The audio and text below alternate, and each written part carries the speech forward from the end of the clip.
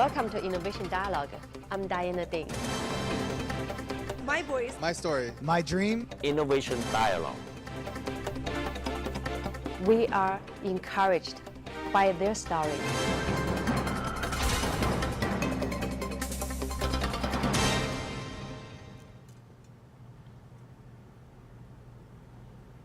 Welcome to Innovation Dialogue. I'm Diana Ding, and today we're going to talk about One Belt, One Road, and the brilliant plan of China, Mr. President Xi Jinping, and how does this relate to the United States.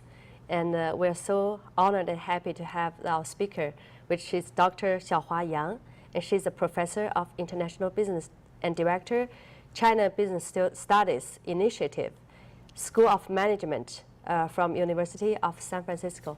Thank you for coming. Thank you very much for inviting me to your studio. Thank you.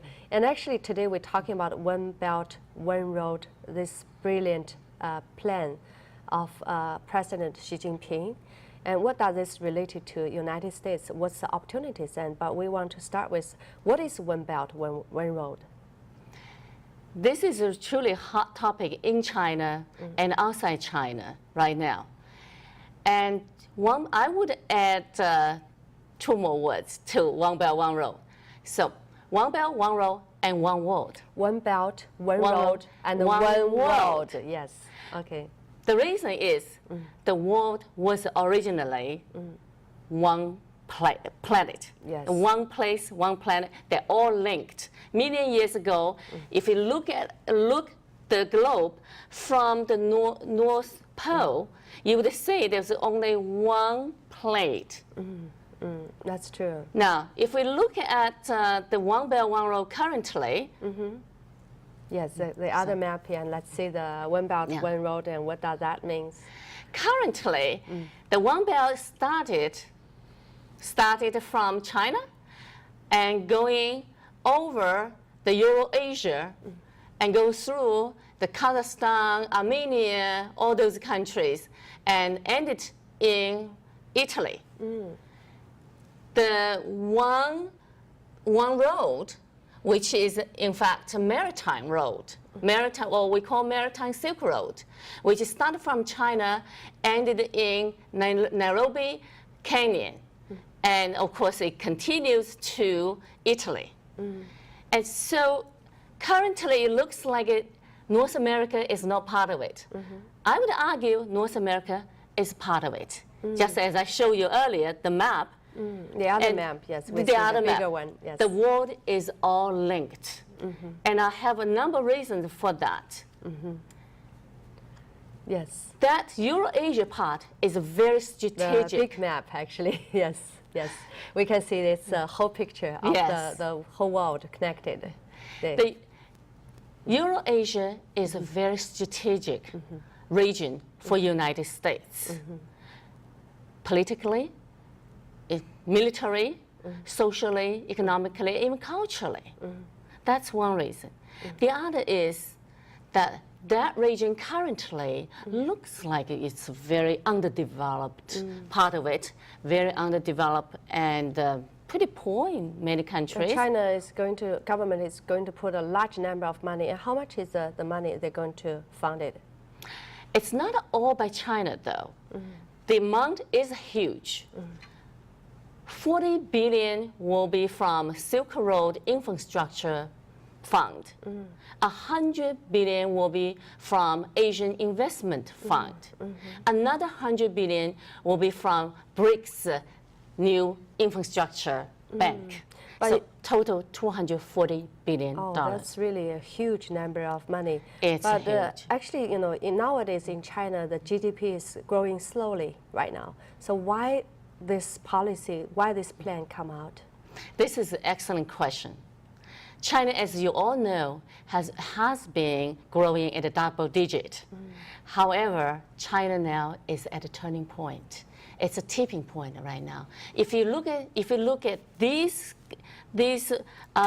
growth rates from investment, infrastructure investment, or we call fixed asset investment, or industrial production rate, or retail sales rate, you can see there's a tremendous growth. slow down. Yes, dropping. Very much so. And so that is a major concern. It does show us that Chinese economy is slowing down, and there's an overcapacity in China. However, the production cost is also growing. The labor cost is growing, and material costs have been growing. So the Chinese companies, even multinational companies, increasingly find they are being priced out of the market, and they have to move elsewhere. And so China is no longer, probably won't be the world manufacturing site as we all knew before. So if you look at the Huangpu River, that will also give you another perspective, what's happening in China. Huangpu River once was one of the busiest harbor. That's true. But right now it seems very few ships on the river. That's right. What's happening? So you and I can guess, right? It's related to slow down in economy. That's true.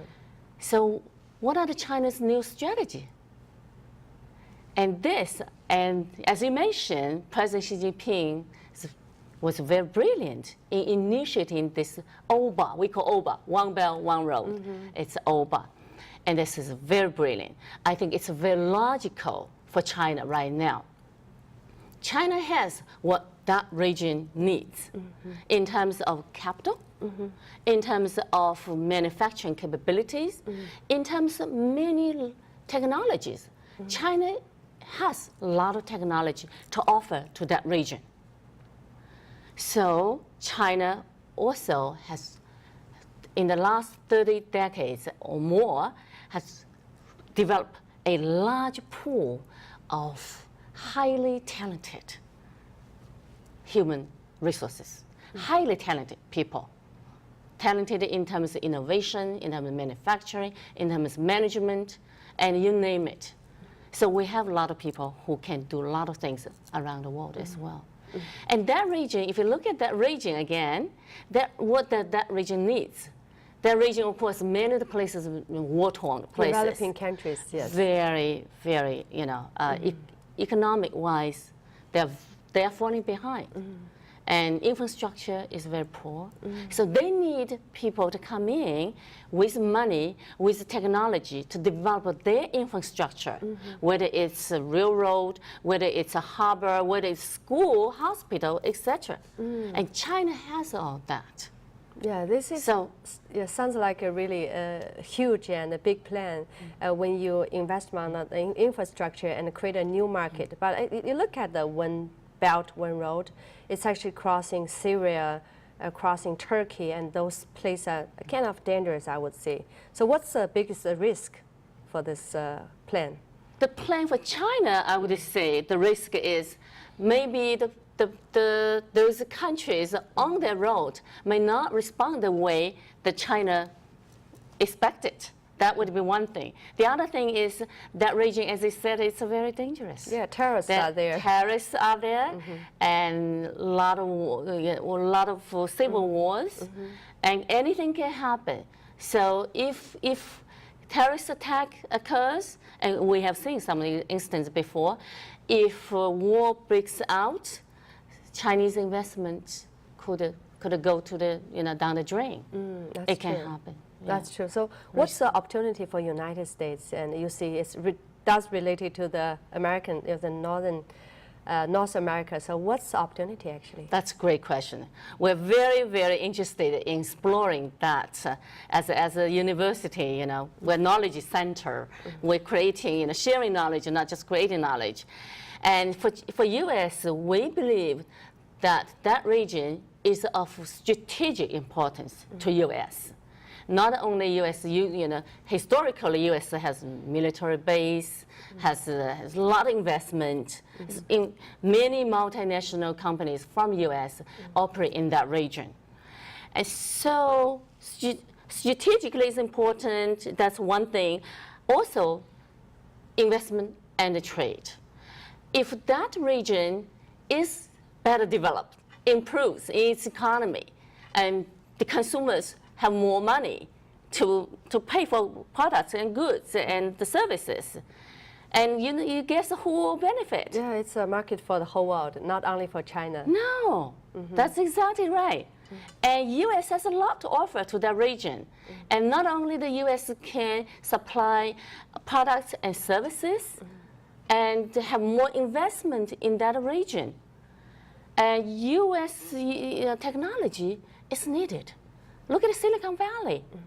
And you expect if that region economy improves, there will be a lot of opportunity for Silicon Valley businesses, high-tech innovation companies. Yeah, so it's not only the China, it's actually the people all over the world can join this plan, one belt, one road. So that's called One World. That actually, is your right, yeah. University of San Francisco is organizing the forum about this, right? So why are you guys doing this?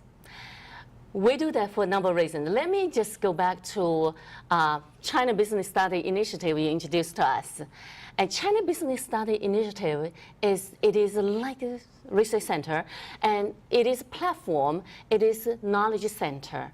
Our job is to create knowledge and share knowledge and prepare the next generation business leaders. So we believe that that region is very important to our students, to our next generation's business leaders. So we want to prepare them. We want them to know, what's happening in that region. In 10 years' time, it'll be different. If One Belt, One Road initiative takes off, and it will be like China. 10 years' time, you will see major changes. It won't be the same as you would say today.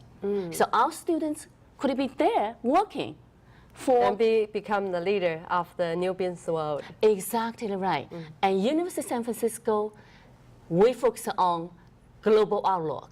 We focus on cultural diversity. So our students are very well prepared. When they graduate, they are well prepared for opportunity in that region. So we're doing this to educate our students. But of course, we are also very keen on educating the public, the American public as well, the policymakers and businesses. And we want them to understand the dynamics, the potential, the opportunities in that region, how they can leverage, what's happening in that region to take advantage of some of the business opportunities created by One Belt, One Road initiative. So when they get prepared, they have to understand the future, the trend. So this show is called Innovation Dialogue. Regarding innovation, what is innovation by your definition in your field in 1 or 2 sentences? Innovation to us, it means new products, new services, new processes, new management processes as well. So anything which is take a different path from the past. That's what we feel is innovation.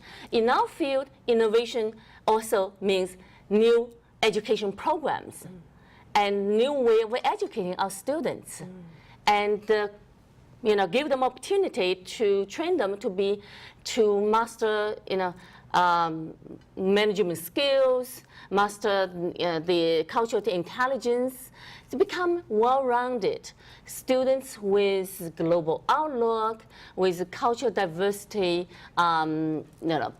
whatever. So that's why we talk about One Belt, One Road, and get not only students, everybody be prepared and to join this One World. Okay, right. Thank you so much, and Dr. Yang, Professor Yang. Thank you so much. Thank you very much for the opportunity to speak to you. Thank you.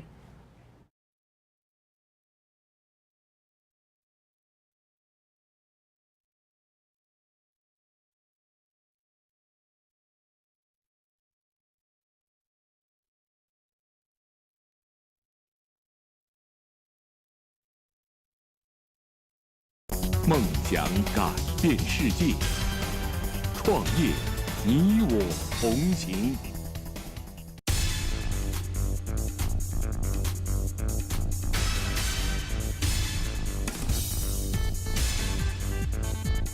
Climate changes in that direction. Thank you. The evolution of the mobile internet. You guys about billion US dollar. 到现在差不多我这个 investment strength in China. It's not okay. It's that 5 years. Or the IPO or MA. Yes, the way that I can add value. And these are challenges that are faced in cities. Together, it's the aim.